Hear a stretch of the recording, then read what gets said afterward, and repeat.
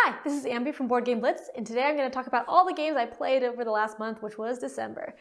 So according to my stats, which I use the BG Stats app to track my plays, and it's linked to Board Game Geek, I played 62 plays of 19 different games, which sounds like a lot more than it actually was because my most played game logged was Exit the Game, the Advent Calendar with 24 plays, and that was actually it's actually like one big play but 24 different sections because it's an advent calendar of an exit game, which is an escape room type game. But each day is like 5 minutes or less, mostly like a minute or two of like a little puzzle. And there's a story that progresses through the whole 24 days. So it's like one big kind of campaign game of 24 really small parts. But I played that December 21st through 24th once each day. So that counts for a lot of plays. I had another big gaming event this month, my husband's birthday party. We had people over all day to play games. I didn't get to play as many games as everyone else because I was watching toddlers, and both my husband and I were watching our kids during the day, so we played more at night. But at night, I did play 9 games of Magic Maze in a row. So Magic Maze is a real-time cooperative game where you're moving pieces through a mall trying to get each piece to its respective colored weapon, like you're trying to steal your weapon or something, and then like escape the mall.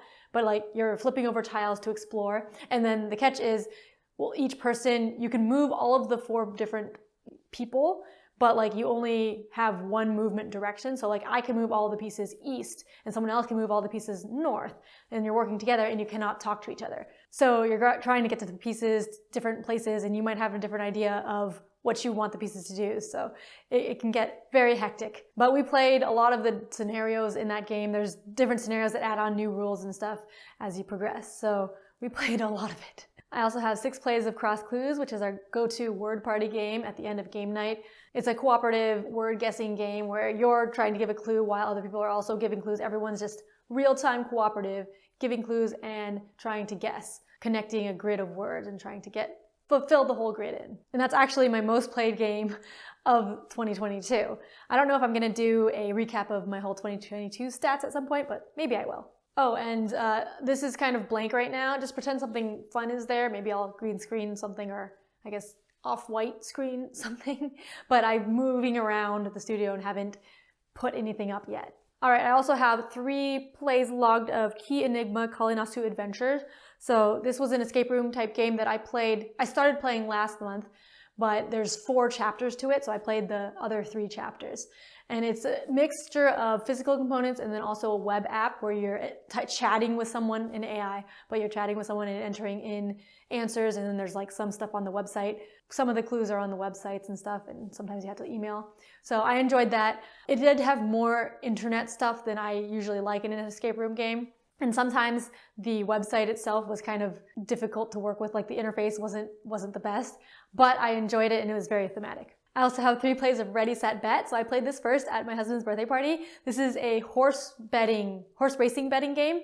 It's real time. So the way the horses move, there's a bunch of different horses and you're rolling 2 dice, and the horses are based on the numbers of the sums. So like there's the 7 horse, the 8 horse, the 9 horse, the 11 and 12 horse is together as one because those are unlikely rolls. But there's one person rolling the dice and then moving the horses along and doing a horse announcer voice. That could also be done by an app. And then everyone else has betting chips, and there's a whole spread of things you can bet on. You can bet on the different horses to win, place, or I forget what it's called, but basically getting first, at least second, or at least third. And then there's different types of bets that come out like each round that have different things, like horse 4 will be above these other horses, and you can bet on stuff like that. And then there's other special bets that say like, oh, it's going to be a photo finish, which means the first 3 horses are all going to be really close. Or you can bet on a certain type of horse to win. Like the 6 and 8 horses are both red, and then the 4 and 5 and the 9 and 10 are all orange, and then the outer ones are blue. So you can bet on blue, red, or orange to win. So there's a lot of things you can bet on. And then you're betting as the horses are racing, real time, 1 bet per place. So like you have to be the first to bet, but you also want to make sure you're not betting before there's any information. So it's just really fun getting the excitement of betting. And then sometimes you just go all in on a horse and you're just like cheering for that horse to win. So that can get really fun. So we ended up playing that. We loved it, and we ended up buying it the weekend after, I think, at our friendly local game store. I also played a couple plays of Décorum. So I played this at 3 players now. I've played it before at 4 players and at 2 players. So the difference with 3 players is it's the same as 4 players, but then the fourth player rules get split up among the other 3 players. So Décorum is a cooperative deduction game where you're decorating a house and each person has different rules that they need to fulfill in order to win. And like all of the rules have to be fulfilled. So I like 3 players. It was more challenging than 2-player. The 2-player games I've played so far have been pretty easy, but then 4-player was hard, but then also like had a lot of time in between your turns and it was hard to remember like everyone else. But then with 3 players, I think that was like a good medium. And there was also, we played with roommates. Like you actually had people in the house because you're decorating in the house with different objects and stuff. But then there was also roommates in your bedroom. So you could have something like, oh, my bedroom has to have something. And so you can move to a different bedroom as your turn. And so that made the deductions harder because it's like, oh, I don't think I can be roommates with this person and actually have all of our conditions met. And like, you're not usually allowed to tell other people your conditions. There's like points in the game where you can tell one condition to one person. But basically during the game, you're just either placing an object or like changing out an object or something. So I really liked Décorum at 3 players. I think I will also like it at 2 players because we only played like the intro, a couple of scenarios at the beginning. They'll probably get harder as I play more. We also got a new game, Mysterium Park, and we played it a couple of times. So Mysterium Park is basically like Mysterium, if you played that, but it's a cooperative game where one person is a ghost and they're trying to show other people like who their murderer was and like where the location was.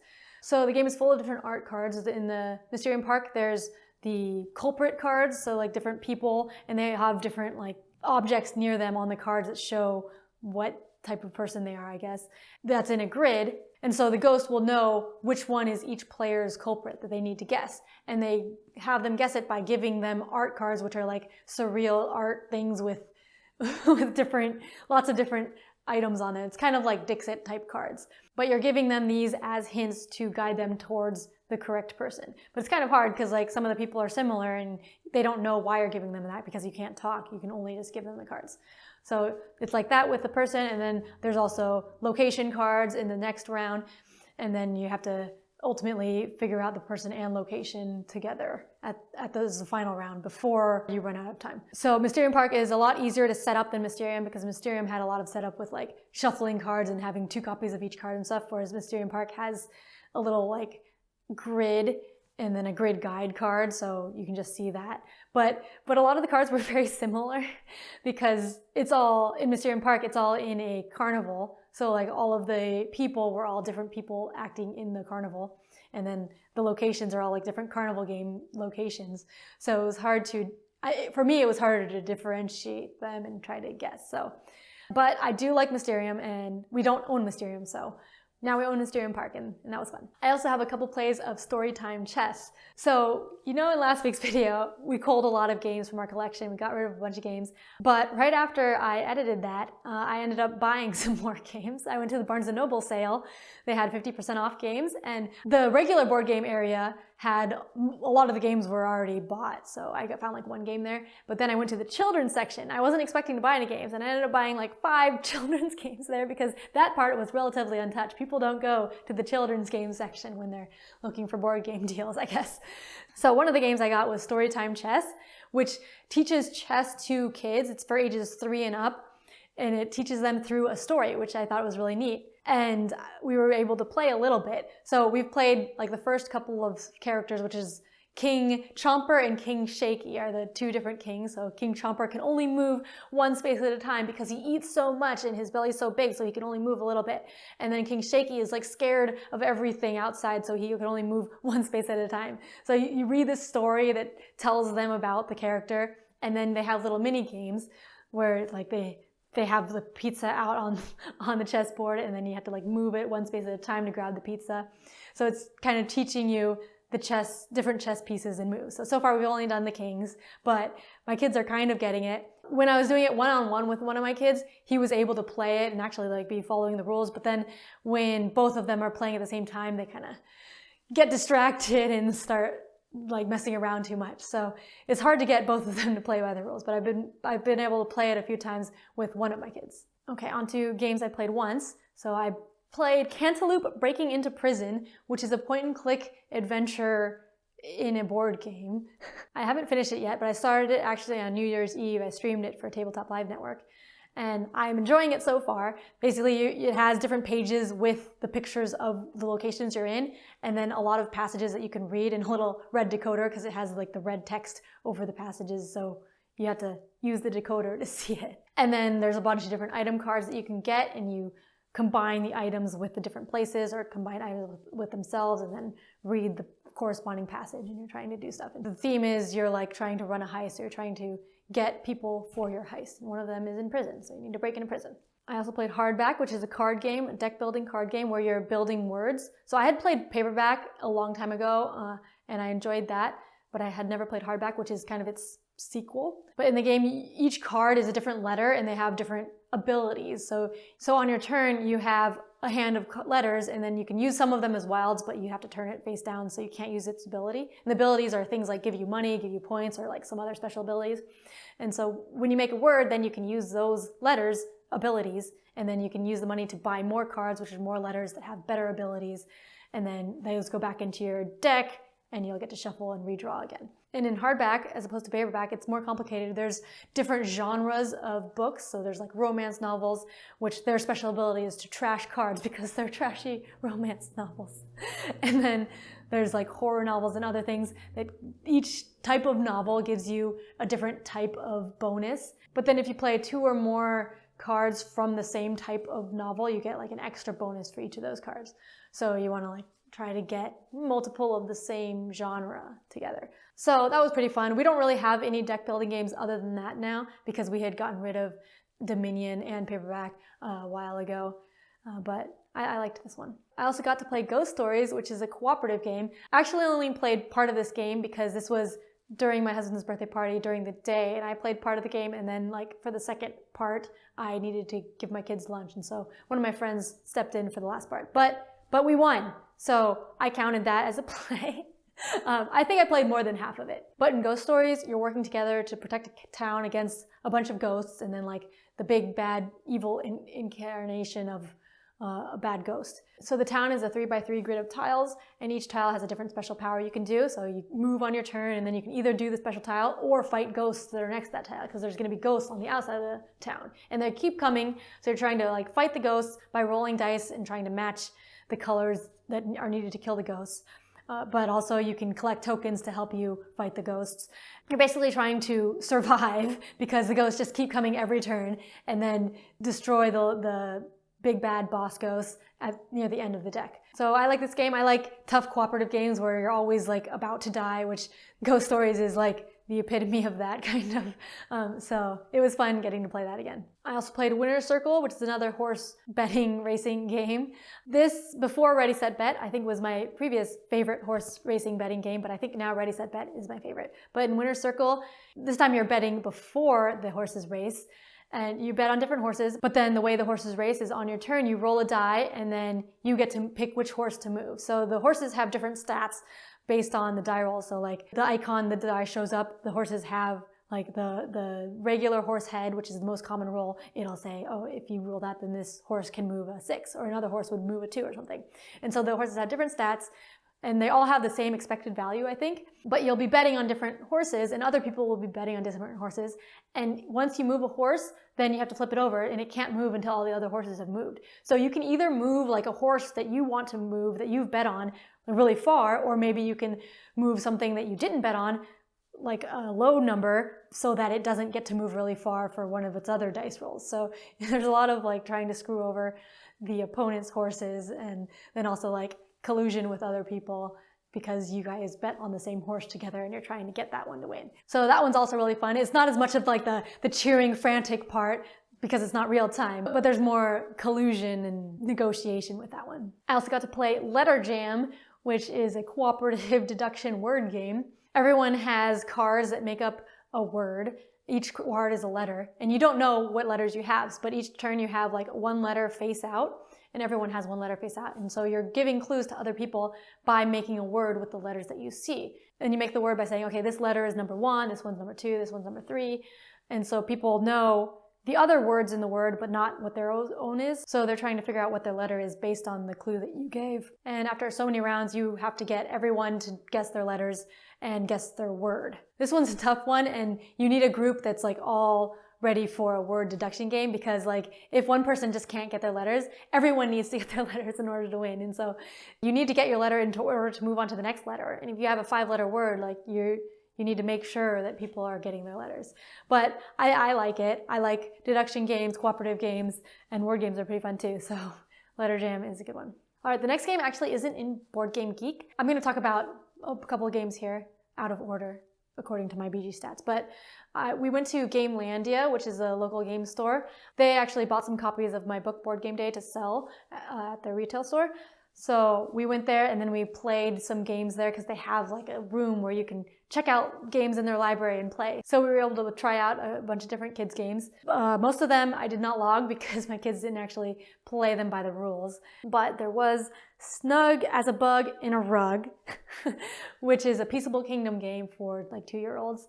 And my kids were able to play that really well. So in that one, you have bugs with different shapes and numbers of shapes on there. So like there's a bug that's orange with like 2 triangles on it or something. And so there's a die that you roll at the beginning of the game to say what item you're doing, either shapes or color or number. And so on your turn, you spin a spinner and then it points to the thing. I think we did shapes. So like if it points to a triangle, then you have to find a bug with a triangle and put it under the rug. And then you're just like keep doing that until you can't find one. And if you can't find one, then a stink bug comes out, and then you have to look at, instead of looking at the shape on the spinner, you look at big eyes or small eyes, I think. And then so you're like continuing trying to get all the bugs under the rug before more stink bugs come out. So it's just a matching game. And my kids were like, after the first couple of turns where I was explaining to them how to do it, they were basically able to do it by themselves, which was really neat. And then they also played another Peaceable Kingdom game, which is not in Board Game Geek, called Acorn Soup. So I just logged that in BG Stats. But Acorn Soup is another game for toddlers. There's different cardboard ingredients like acorns and leaves and other stuff.